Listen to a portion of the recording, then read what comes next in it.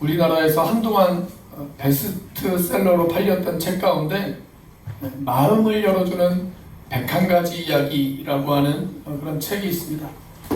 바로 이 책입니다. 이 책을 보시면 춤을 추는 한 사람에 관한 이야기가 등장을 하고 있습니다. 미국의 오클랜드와 샌프란시스코를 연결시키는 아주 유명한 다리 하나가 있죠. 그 유명한 다리의 이름이 금문교입니다. 금문교. 골든 게이트 브릿지라고 그렇게도 이야기를 하죠. 황금문의 다리라고 하는 그런 뜻입니다. 이 금문교를 지나가려면 통행료를 내야 합니다. 그런데 통행료를 받는 17개의 톨게이트가 있다고 그래요.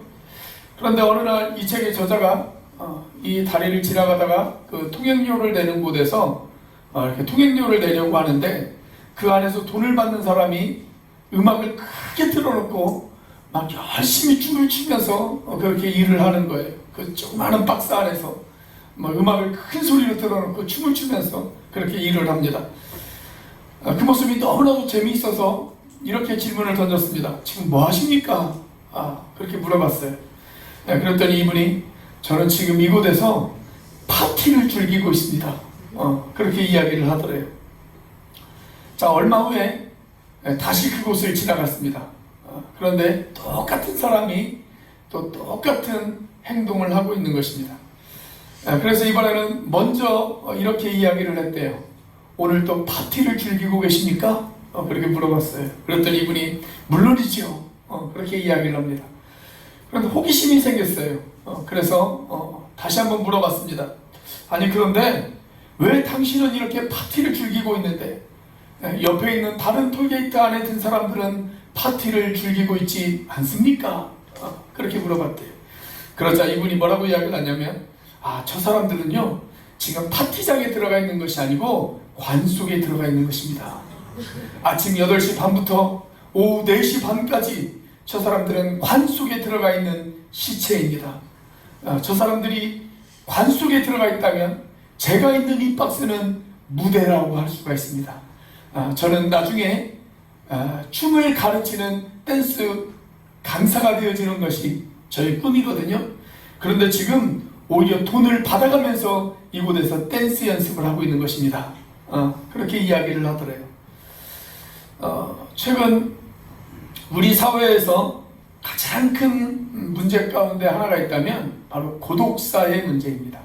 고독사. 1인 가구가 많아지면서 주변 사람들과 단절되어진 채 살아가다가 홀로 쓸쓸히 죽음을 맞이하는 것, 그걸 우리가 고독사라고 그렇게 이야기를 하죠. 오늘 본문 말씀에 보면 예수님은 그런 유형의 한 사람을 상대하십니다. 그는 중증의 여러 장애가 겹쳐있는 사람이었습니다. 일단 귀가 들리지 않았습니다. 그리고 말도 어눌했습니다. 그래서 말하는 것이 거의 불가능한 그런 사람이었습니다. 들을 수도 없고 말할 수도 없는 사람, 외부 세계와 완전히 단절되어진 채 살아가고 있던 사람, 여러분 그런 사람이었어요. 자, 그런데 그랬던 이 사람이 어느 날 사람들에 이끌려서 예수님 앞에 나왔습니다. 예수님은 말할 수 없는 긍휼과 연민으로 이 사람을 바라보시다가 아주 유명한 말 한마디를 하셨습니다. 그 말이 뭐예요? 아람어로 에바다, 그렇게 이야기하셨어요. 열려라 라고 하는 뜻입니다. 이 한마디의 말씀에 이 사람의 귀가 열렸고 입이 열렸고 마음이 열린 줄로 믿으시기를 바랍니다. 그는 듣기 시작했고 말하기 시작했습니다. 새로운 인생이 열린 것입니다. 이 기적의 이야기를 오늘 본문은 이렇게 묘사하고 있습니다. 자, 35절입니다. 같이 한번 읽어보겠습니다. 시작. 그의 귀가 열리고 혀가 맺힌 것이 곧 풀려 말이 분명하여졌더라. 자, 우리가 구약성경 이사야서 6장 말씀을 보시면 하나님께서 선지자 이사야를 부르시는 장면이 등장을 하죠. 그리고 그 이사야가 이스라엘 백성들에게 하나님의 말씀을 전하기 위해서 부름받는 그런 장면이 등장을 합니다. 그때 하나님께서 이런 질문을 던지시죠. 내가 누구를 보내며 누가 우리를 위하여 갈꼬? 이렇게 탄식하십니다.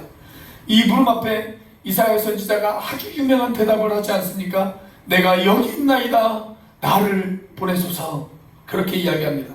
자, 그러면서 하나님께서 이스라엘 백성들의 상태를 진단하세요. 뭐라고 진단을 하시냐면, 이 백성은 듣기는 들어도 깨닫지 못하고 보기는 보아도 알지 못한다. 이렇게 이야기를 하십니다. 여러분, 육체적인 질병, 육체적인 장애보다 훨씬 더 큰 불행이 있다면 마음의 장애, 그리고 영적인 장애가 있는 사람이다 라고 그렇게 이야기할 수가 있습니다. 귀가 있어도 지금 나에게 말씀하시는 하나님의 거룩한 말씀을 듣지 못한다면, 눈이 있어도 온 세상 가득한 그 하나님의 영광을 바라보지 못한다면, 여러분, 그 사람은 자기 틀 안에 갇혀서 홀로 외롭게 살아가는 쓸쓸한 사람이다 라고 그렇게 이야기할 수가 있습니다. 오늘 본문 말씀에 보면 바로 그런 사람이 등장을 해요. 그렇게 자기 틀 안에 갇혀있는 사람, 그 사람이 등장을 합니다. 자, 여러분, 이런 사람들이 들어야 될 한 음성이 있다면 바로 예수님의 음성이죠. 그분의 말씀은 권능의 말씀입니다. 그분은 이 말씀으로 천지를 창조하셨습니다. 빛이 있으라 하심에 빛이 생겼습니다. 세상을 창조하시던 그분이 이 땅에 오셨습니다. 그리고 이 땅을 치유하시기를 원하십니다. 세상을 창조했던 그 동일한 말씀으로 주님은 오늘도 저와 여러분들을 치유하시기를 원하십니다. 그리고 주님께서는 이 사람에게 말씀하십니다. 에바다, 열려라 라고 말씀하셨습니다. 그 말씀을 듣는 순간 그는 열렸습니다. 귀가 열렸습니다. 입이 열렸습니다. 세상을 향해 닫혀있던 마음이 열렸습니다. 새로운 세상이 열렸습니다. 사랑하시는 여러분, 우리 주변에 이렇게 귀가 열려야 되고 마음이 열려야 되어지는 사람들이 얼마나 많이 있는지요. 귀가 열리지 못하고 마음이 열리지 못해서 자기 틀 안에 갇혀서 살아가고 있는 사람들, 여러분, 그 사람들이 우리 주변에 얼마나 많이 있습니까? 이렇게 닫혀있는 사람들이 어떻게 에바다의 기적, 열리는 기적이 그들에게 일어날 수 있을까요? 첫째, 주님과의 개인적인 만남이 필요합니다. 주님과의 개인적인 만남이 필요합니다. 자, 33절입니다. 같이 한번 읽어보겠습니다. 시작. 예수께서 그 사람을 따로 데리고 무리를 떠나사 손가락을 그의 양 귀에 넣고 침을 뱉어 그의 혀에 숨을 대시며. 자, 여기 보시면 예수님이 그 사람을 따로 데리고 가셨어요. 따로 데리고 가셨다, 그렇게 기록되어 있습니다. 그 자리에 많은 사람들이 있었습니다. 예수님의 제자들도 있었습니다. 그리고 이 사람을 데리고 온 사람들도 있었습니다. 그런데 예수님은 무리 가운데에서 이 사람을 따로 떼어내서 한적한 곳으로 가셨습니다. 공개적인 접촉이 아니라 개인적인 접촉을 예수님께서 시도하신 것입니다. 아마 이 사람이 듣지도 못하고 말하지도 못하기 때문에 이 사람을 배려한 행동이 아닌가라고 그렇게 생각이 되어집니다. 사람의 처지를 깊이 이해하시고 여러분 개인적으로 접근해 나가시는 예수님의 모습을 우리가 여기에서 주목해 볼 수가 있습니다. 그리고 드디어 치유의 행동이 시작이 되었습니다. 어떻게 치유하셨습니까? 여기 아주 흥미로운 방법을 예수님께서 사용을 하십니다. 여러분, 예수님께서 사람들을 상대하시거나 사람들을 치유하실 때 늘 하나의 방법만 사용하시는 것은 아닙니다. 그 사람의 입장과 그 사람의 환경에 따라서 예수님께서는 다양한 방법으로 사람들을 상대하십니다. 자, 오늘 본문에 나오는 이 사람을 예수님께서는 어떻게 상대하셨습니까? 먼저 손가락을 양 귀에 넣으셨습니다. 그리고 어떻게 하셨어요? 본문에 보시면 침을 뱉어 그의 혈에 손을 대셨다라고 그렇게 기록하고 있습니다.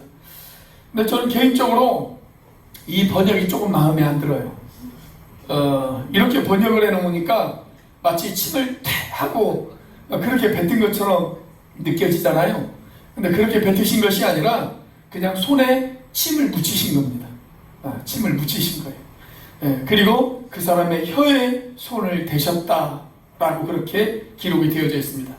자, 예수님이 양손을 귀에 대셨을 때 이 사람이 무엇을 느꼈을까요? 그리고 예수님이 그의 손을 혀에 대셨을 때 이 사람이 무엇을 느꼈을까요? 주님의 손가락이 들어오는 순간 이 사람은 무엇인가를 느꼈을 것입니다. 아, 내 귀에 지금 뭔가 놀라운 일이 일어나고 있다. 아, 이미 굳어져 있는 내 혀에 굉장한 일이 지금 벌어지고 있다. 아마 이런 느낌을 받았을 것입니다. 여러분, 주님은 이렇게 각 사람의 필요에 따라, 그리고 각 사람의 환경과 처지에 따라 꼭 필요한 방법으로 그 사람을 만나주십니다. 오늘 주님은 저와 여러분에게도 개인적인 관심을 가지십니다.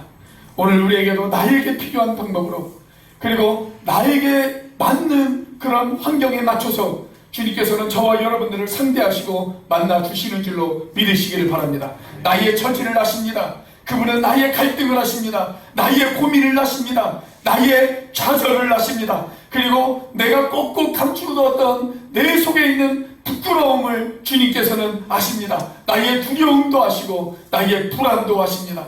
그러면서 그 주님께서는 저와 여러분들의 이름을 부르시면서 개인적으로 접근해 오시는 분이십니다.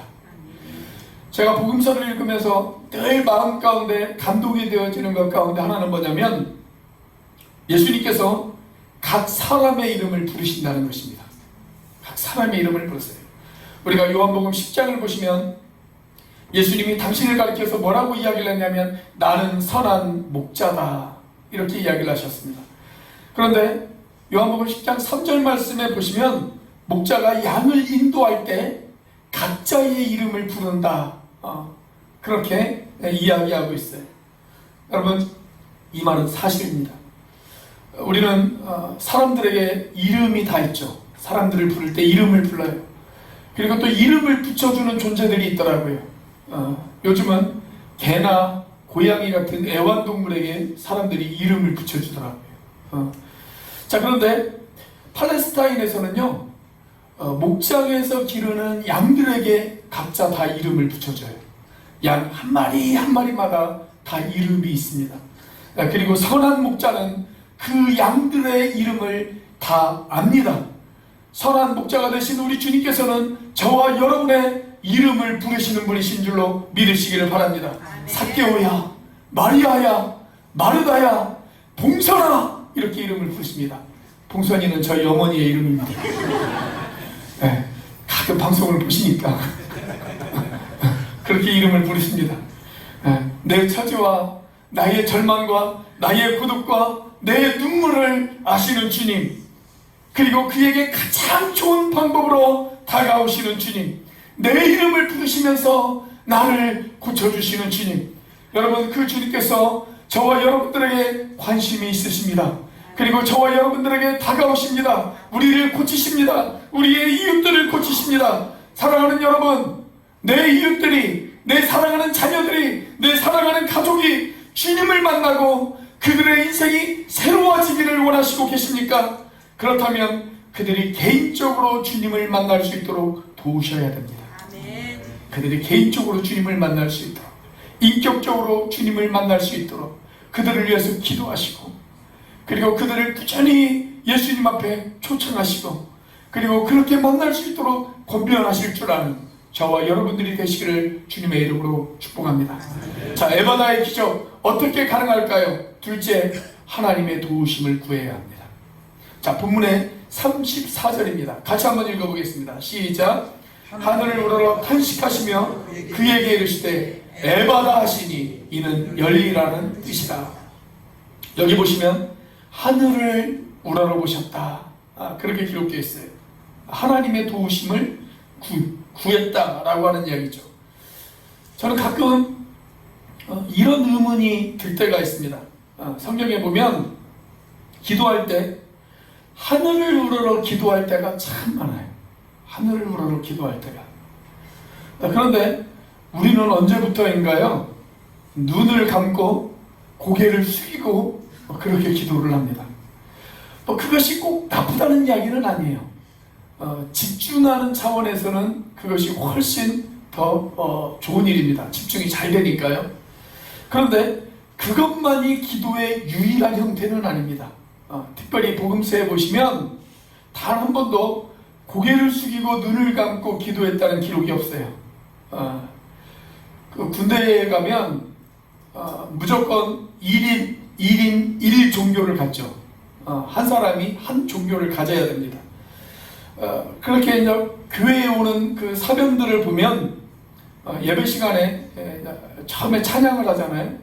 찬양할 때까지만 해도 막 다들 살아있어요. 다들 살아있어요. 그 실로암 같은 찬양을 부르면 난리가 납니다. 그날은 예배당이 아니라 무슨 나이트클럽 같은 그런 분위기에 빠져요. 아주 난리가 나요. 그러다가 대표 기도 시간이 되어지면 다들 눈을 감고 고개를 숙입니다. 그리고 깊은 꿈나라에 들어가기 시작을 합니다. 축도할 때까지, 축도가 끝나면 이상하게 다들 깨어나더라고요. 그때까지 깊은 꿈나라에 들어가요. 여러분, 우리가 눈을 감고 기도하는 것만 배워서 그것이 기도의 유일한 방법이라고 그렇게 생각할 때가 참 많아요. 그러다 보니까 눈을 감고 있지 않을 때는 기도를 하지 않아요. 그런데 여러분, 기도의 방법은 다양합니다. 눈을 뜨고도 얼마든지 기도할 수 있습니다. 데살로니가전서 5장 17절 말씀을 보면 쉬지 말고 기도하라 이런 말씀이 있잖아요. 여러분, 우리가 쉬지 않고 기도하려면 눈을 뜨고 있을 때도 기도를 하셔야 됩니다. 운전을 하다가도 잠깐 신호대기 하는 틈을 이용해서 기도할 수 있어요. 길을 걸어가면서도 기도할 수 있어요.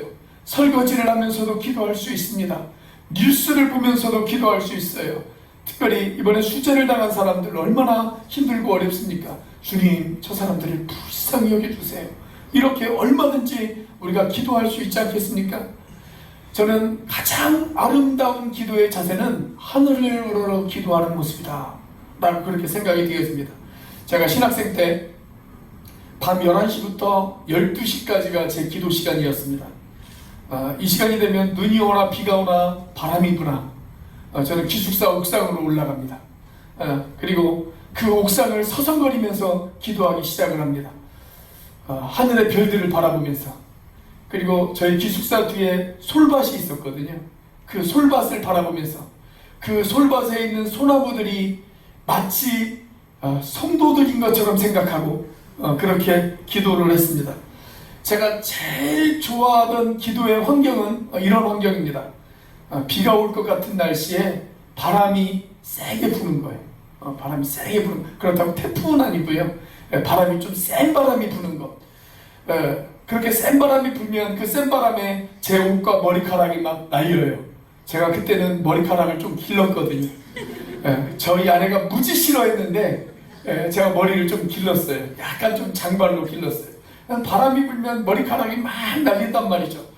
그러면 마치 영화 10개에 나오는 모세가 되어진 착각 가운데 제가 사로잡힐 때가 있습니다. 저는 지금도 가끔 옥상에 올라가서 그렇게 기도를 합니다. 그런데 소리내서 기도를 못하겠더라고요. 주변이 주택가라 소리는 내지 못하는데 가끔 밤에 옥상을 서성거릴 때가 있어요. 얼마나 좋은지 몰라요. 바람을 맞아가면서 기도하는 것이 참 좋아요. 그리고 하늘에 떠 있는 별들을 바라보면서 기도하는 거 마치 아브라함 같고 하늘에 있는 별과 같이 저 바다에 있는 모래알 같이 하나님께서 저에게 축복을 주시겠다라고 하는 그 약속의 말씀을 확인하는 것 같아서 참 기분이 좋습니다. 오늘 본문에서 주님은 하늘을 우러러 하나님의 도우심을 구했다 그렇게 말씀하고 있어요. 이 사람을 치유하기 이전에 주님께서는 먼저 하나님의 도우심을 구했습니다. 여러분, 저는 이 세상에서 하늘의 도우심을 구할 필요가 없는 유일한 분이 계시다면 그분이 바로 우리 예수님이다 이렇게 생각이 되어져요. 그런데도 그분은 하나님의 도우심을 구했습니다. 저는 우리에게 일어나는 가장 무서운 일, 우리에게 일어날 수 있는 가장 끔찍한 일, 그것은 뭐냐면 하나님의 도우심 없이도 하나님의 일을 할 수 있다라고 착각하는 것. 저는 그것이라고 생각합니다. 이것은 실로 무서운 착각입니다. 더 심각한 것은 실제 하나님의 도우심을 구하지 않고 교회 안에서 봉사하고 헌신하고 사역하는 사람들이 있다는 것입니다. 열심히 있어요. 아주 열정과 열심이 대단해요. 그래서 열심히 봉사를 합니다. 그런데 하나님의 도우심을 구하지는 않아요. 여러분, 이런 사람들이 교회 안에서 제일 위험한 사람들입니다. 열심히 봉사를 하는데 기도하지는 않아요. 이런 사람들은 그 열심이 자기의 열심일 수가 있어요. 자기 혼자만의 열심일 수가 있습니다. 이런 유형의 사람들은 종종 두 가지의 결과를 교회 안에서 초래합니다. 누군가를 시험에 들게 하거나, 아니면 자기의 뜻대로 되어지지 않고 자기의 기대대로 되어지지 않을 때 쉽게 그 헌신과 봉사를 포기할 수 있다는 것입니다. 저는 우리 교회 안에도 여러 영역 안에서 다양하게 헌신하고 봉사하는 분들이 있어서 참 감사한 마음을 가지고 있습니다. 찬양팀 얼마나 감사합니까? 이들의 수고가 얼마나 값집니까? 그리고 이 더운 여름에 주방에서 수고하시는 분들, 특별히 박종현 장로님은 한 달에 2번 봉사해서 수고하실 때도 있잖아요. 요 며칠 오늘 시원한 콩국수를 주신다고 요 며칠 열심히 주방에서 봉사를 하시던데 얼마나 감사합니까?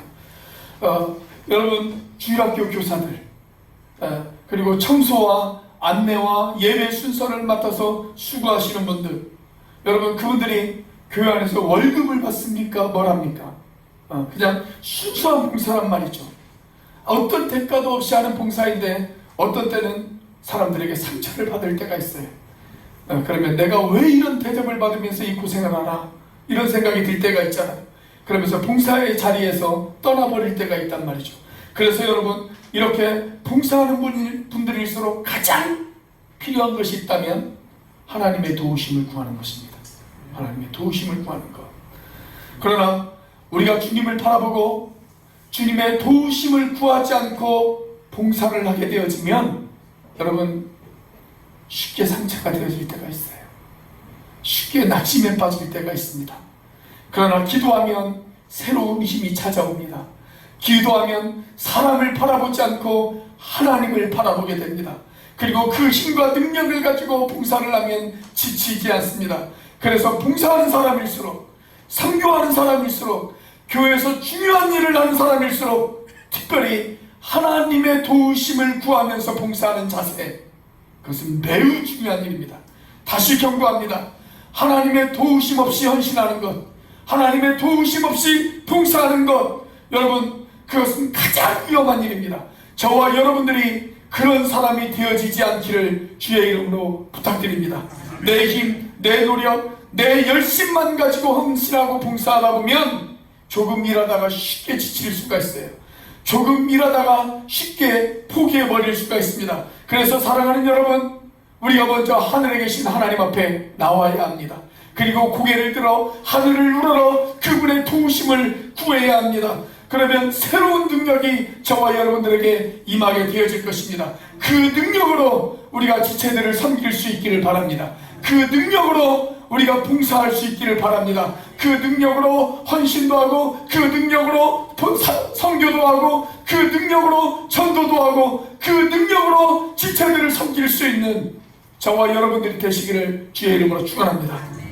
자, 에바다의 기적 어떻게 가능할까요? 세 번째로, 상대방의 아픔에 공감할 수 있어야 합니다. 자, 34절 말씀입니다. 다시 한번 읽어보겠습니다. 시작. 하늘을 우러러 탄식하시며 그에게 이르시되 에바다 하시니 이는 열리라는 뜻이라. 자, 여기 보면 하늘을 우러러 보셨어요. 자, 그 다음에 어떤 표현이 나옵니까? 탄식하셨다 그랬습니다. 탄식하셨다. 그냥 탄식이 아니고요, 깊은 탄식을 의미합니다. 깊은 탄식. 왜 예수님께서 깊은 탄식을 하셨을까요? 이 사람의 아픔에 공감하셨기 때문에 그렇습니다. 듣지 못하는 아픔 얼마나 괴로울까? 제대로 말을 할 수 없는 고통 얼마나 가슴이 아플까?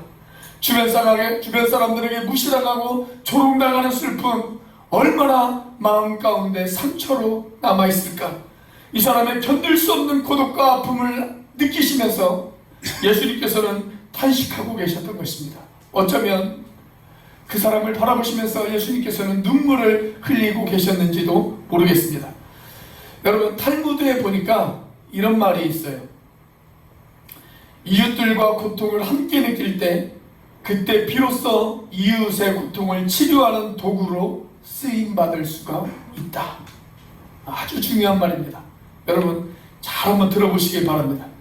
우리가 이웃들의 고통을 함께 느낄 때, 그때 비로소 이웃의 고통을 치료하는 도구로 쓰임을 받을 수가 있다. 우리가 이웃의 고통을 느껴야만 치료의 도구로 내가 쓰임을 받을 수가 있다라는 것입니다. 히브리서 4장 15절 말씀을 보면 히브리서 기자는 우리 예수님을 대제사장으로 소개하고 있어요. 그러면서 이렇게 말씀합니다. 자, 같이 한번 읽어보겠습니다. 시작.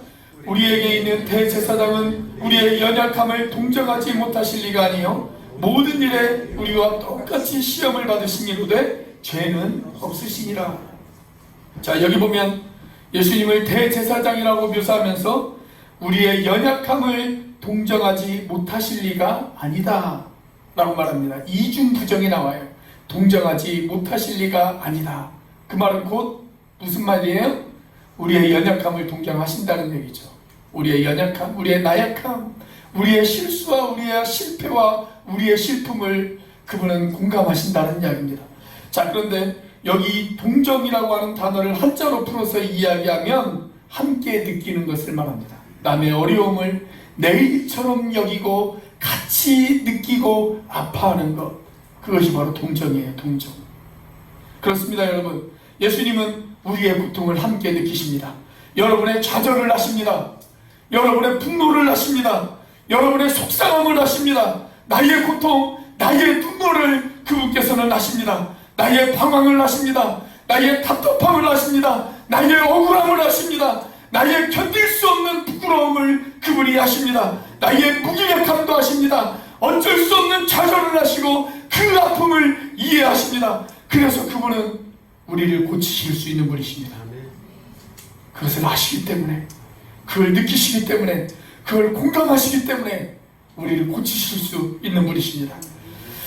미국의 아주 유명한 심리학자 가운데 레오 부스칼리아라고 하는 사람이 있어요. 이분의 책을 제가 다음 달에 추천도서로 선정을 하려고 하는데, 이분이 쓰신 책을 보면 이런 이야기 하나가 등장을 합니다. 어느 날 할아버지 한 분이 암이라고 하는 진단을 받았어요. 그리고 그날부터 이 할아버지가 매우 난폭해지셨습니다. 식구들을 향해서도 막 욕을 하고 주변 사람들에게 욕을 퍼붓고 병실에 입원해가지고는 아무도 만나려고 하지를 않으시는 거예요. 의사들과 간호사들에게도 매우 포악하게 대하십니다. 그러자 가족들이 고민이 되었어요. 어떻게 도움을 줄 수 있을까? 고민이 들기 시작을 했습니다. 그래서 옛 친구들을 초청을 해서 할아버지를 만나게 해드렸어요. 그런데 아무런 도움이 되어지지 않았습니다. 할아버지가 소리를 내서 이 옛 친구들을 쫓아내버렸습니다. 자, 목사님이 찾아갔는데 목사님도 마찬가지였습니다. 욕만 실컷 듣고 쫓겨났습니다. 상담사를 들여보내도 아무 소용이 없었습니다. 그런데 그 동네에서 가끔 이 할아버지가 아주 귀여워하던 어린 소년이 하나 있었어요. 그 소년이 할아버지가 아프다는 이야기를 듣고 병원을 찾아왔습니다. 혹시나 하는 마음으로 가족들이 이 아이에게 부탁을 했어요. 그럼 네가 들어가서 할아버지를 한번 만나뵈렴 이야기를 했습니다. 그런데 이 아이가 들어가더니 30분이 지나도록 나오지를 않는 거예요. 더 놀라운 것은 할아버지가 변했어요. 할아버지가 변했어요.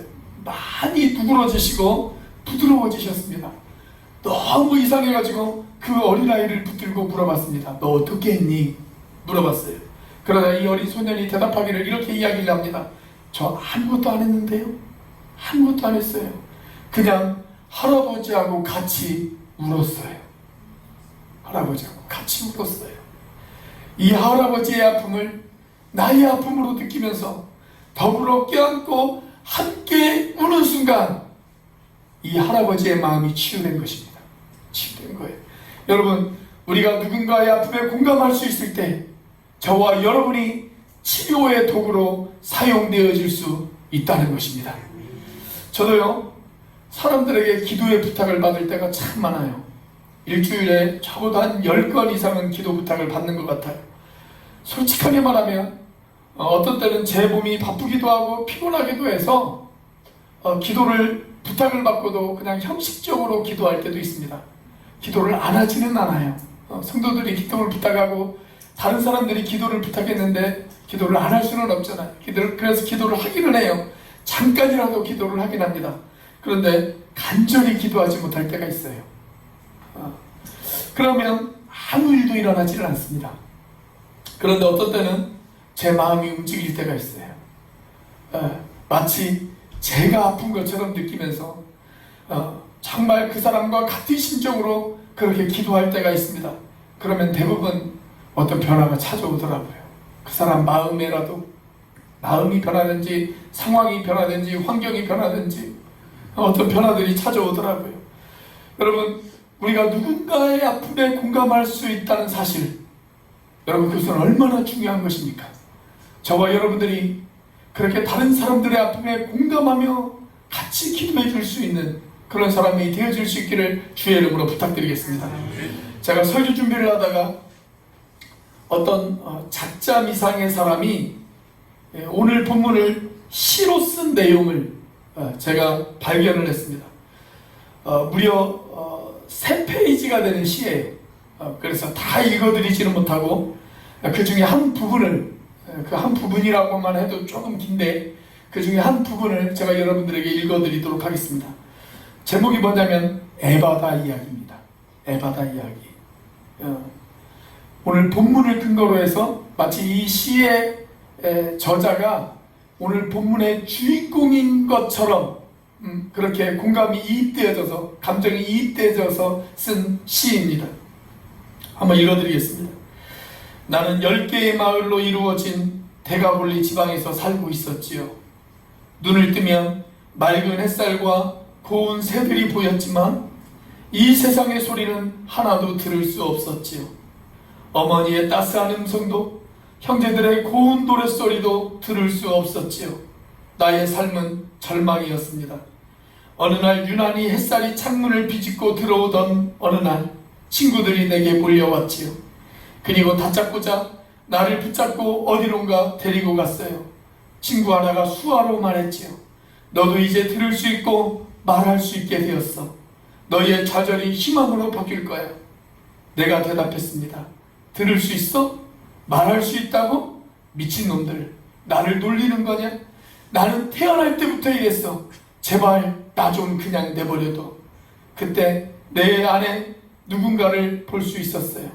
그렇게 부자처럼 보이지도 않았고 좋은 옷도 아니고 훌륭한 가문의 사람처럼 보이지도 않았어요. 그러나 무엇인지 힘이 있어 보였지요. 막연히 이런 마음이 생겼어요. 그래, 이분이 내 귀를 열고 내 입을 열어주실지도 몰라. 그분은 나를 보자마자 따로 불러 세우시고 아무도 몰래 왼손을 들어 나의 귀를 막으셨어요. 어떠한 따스함이 일어났지요. 그리고 오른손에 침을 발라서 내 혀에 대셨어요. 그리고 하늘을 보고 탄식하시며 이렇게 말씀하셨어요. 이 다친 세상이요, 귀가 있어도 말씀을 못 들으며 입이 있어도 찬양하지 못하는 자요, 다친 마음이, 다친 가슴이, 다친 입이 열려라. 에바다. 천지가 깜깜해지고 온몸이 부르르 떨리더니 귀에 박힌 것이 열리고 입에 맺힌 것이 풀렸지요. 그렇게 그리던 말을 하며 그렇게 그리던 소리를 듣게 되었어요. 할렐루야. 위대하고 전능하신 주님, 당신을 찬양합니다. 나의 찬양을 받으소서. 우리의 외롭고 괴롭고 고통스러운 마음을 주님은 아십니다. 주님은 여러분 마음속 깊은 고통까지도 어루만져 주시는 분이십니다. 그리고 이렇게 말씀하십니다. 너희의 다친 마음이, 너희의 다친 가슴이, 너희의 다친 환경이 열릴지어다. 에바다 라고 말씀하십니다. 오늘 주님의 도우심으로 열리는 역사가 일어나시는 저와 여러분들이 되시기를 주의 이름으로 축원합니다. 기도하시겠습니다.